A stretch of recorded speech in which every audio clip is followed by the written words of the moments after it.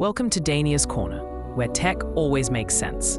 All right, let's get this done. Nothing is more frustrating than trying to type and seeing nothing appear on your screen.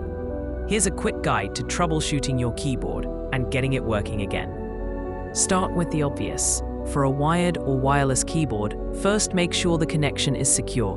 Unplug it and plug it back in firmly. If it's wireless, check the batteries and make sure it's powered on. For a laptop, try rebooting your computer. This can often fix a temporary glitch.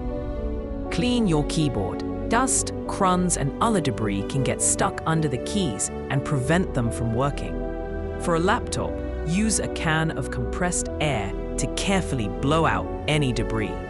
For a desktop keyboard, you can do the same. Check for driver issues. Outdated or faulty drivers are a common cause of keyboard problems. On Windows, you can go to the Device Manager and check for any driver updates. On a Mac, you can often fix this by simply restarting your machine. Test the keyboard on another device.